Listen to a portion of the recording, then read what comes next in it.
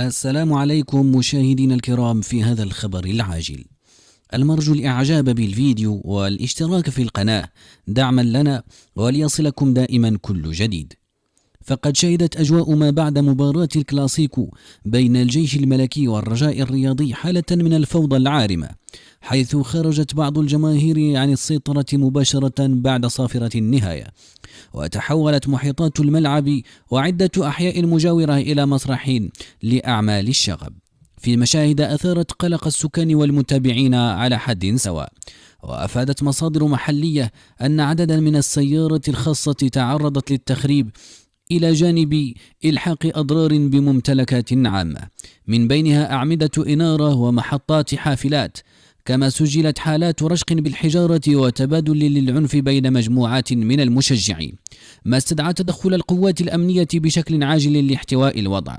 من جانبها عملت السلطات على تطويق بؤر التوتر وتفريق المتجمهرين باستخدام وسائل مختلفة في محاولة لإعادة الهدوء إلى المنطقة، كما تم فتح تحقيق لتحديد المسؤوليات واتخاذ الإجراءات القانونية في حق المتورطين في أعمال التخريب. وتجددت الدعوات من فعاليات رياضية وجمعوية إلى ضرورة تعزيز ثقافة التشجيع الحضري داخل الملاعب، والعمل على الحد من مظاهر الشغب التي تسيء لصورة الكرة الوطنية وتهدد سلامة المواطنين. شكرا على حسن المتابعة. المرجو الإعجاب بالفيديو والاشتراك في القناة دعما لنا وليصلكم دائما كل جديد. فتشهد أسعار أضاحي عيد الأضحى في المغرب خلال الموسم 2026 تحولات لافتة، وصفت من طرف متابعين بالانقلاب في السوق بين تراجع ملحوظ في بعض الفترات وارتفاع مفاجئ في أخرى.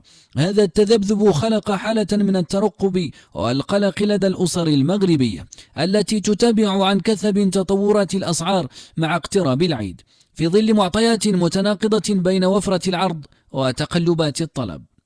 في هذا السياق تشير معطيات مهنية إلى أن أسعار الأضاحي عرفت انخفاضا مقارنة بالسنة الماضية، حيث تراجعت نحو 1000 درهم في بعض الحالات، إذ أصبح الخروف الذي كان يباع بحوالي 5000 درهم لا يتجاوز 3800 درهم إلى 4000 درهم، فيما انخفضت أسعار الفئة المتوسطة إلى ما بين 3000 و 3500 درهم، كما تتراوح الأسعار عموما ما بين 1500 درهم و 5000 درهم حسب الجودة والسلالة، وسط توقعات باستمرار هذا التراجع نتيجة وفرة العرض وضعف الإقبال. ورغم هذه المؤشرات الإيجابية فإن السوق لا يخلو من اختلالات، حيث يتهم مهنيون ما يعرف بالشناقة بالمساهمة في رفع الأسعار بشكل غير مبرر من خلال تعدد الوسطاء بين المربي والمستهلك. وتظهر بعض الحالات أن الأضحية التي كانت تشترى من المربي بحوالي 2600 درهم قد تصل إلى المستهلك النهائي بثمن يقارب 5000 درهم، ما يضاعف السعر دون استفادة المنتج الحقيقي.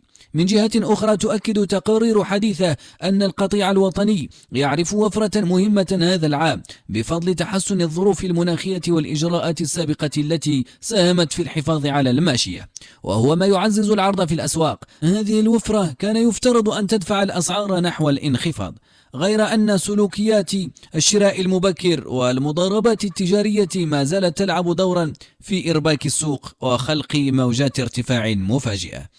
وبين هذا وذاك يبقى سوق الأضاحي في المغرب خلال 2026 محكوما بعوامل متعددة، أبرزها التوازن بين العرض والطلب ودور الشركاء وتوقيت الشراء. في ظل هذه المعطيات ينصح